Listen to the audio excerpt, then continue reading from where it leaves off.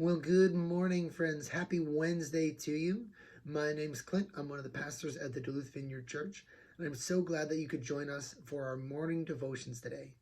Today, I'm sitting in John Kluwer's office, and his office has a pretty good view of the woods over here, so that's nice. You can see the shelf full of books behind me. I gotta say, guys, I feel smarter just being in John's office.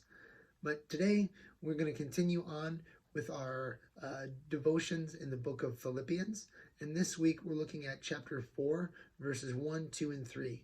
So why don't we go ahead and read that together?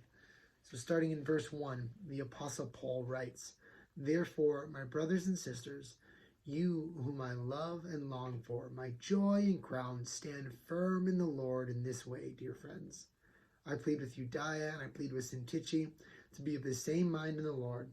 Yes, and I ask you, my true companion, help these women, since they have contended at my side in the cause of the gospel, along with Clement and the rest of my co-workers, whose names are in the book of life."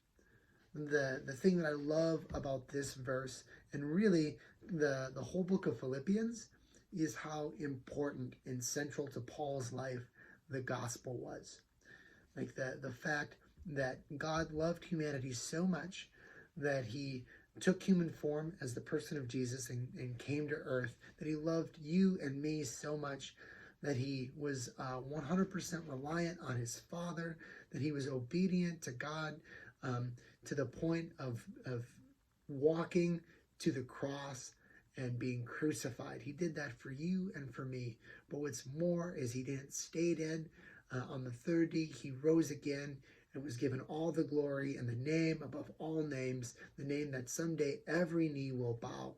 Like this fact that Jesus died for our sins so that we could have access to God and his kingdom, not just in eternity, but also right now. That historical fact colored everything that Paul did. In this verse, he encourages the church to stand firm in the gospel. He pleads with these women to be reconciled with each other as they have, as their co-workers of the cause of Christ, of the gospel. Like this, Paul's identity as a Christian superseded all other identities that he could lay claim to. It was more important to him than being a Jew. It was more important to him than being a Pharisee or a Roman citizen. The gospel was Paul's primary identity, and that informed the way that he lived his life in all these other areas, all these other hats that he wore. So today, let's ask ourselves, is being a follower of Christ our primary identity? Is that the thing that colors the way that we do everything else? Or has something kind of crept in and taken that top spot in our heart? Do we see our identity as a Christian as our primary identity more so than being a husband or a wife, a mother, a father, a son, a daughter, a student, an employee, a boss, a leader, whatever it is being a follower of Jesus number one in our hearts, or has something else edged it out? Because if something else has edged it out, man, we're missing out. Everything becomes better when we order our loves in their proper place. When Jesus has that top spot in our heart, where, like, I know for me, I'm a better husband, I'm a better father, I'm a better employee, I'm a better friend.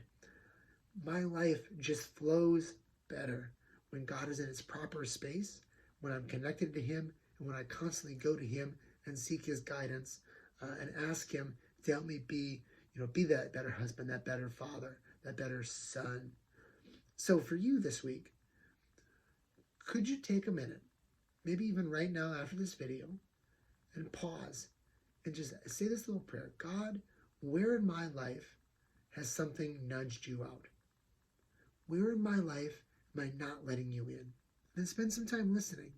Because when we listen, God will lovingly point out those little ways that we've put something else before him, and then we have a chance to respond. And that's where following Jesus gets really fun. So thank you so much for joining me today, friends. I hope you have an amazing Wednesday, And we'll see you right back here tomorrow morning. God bless.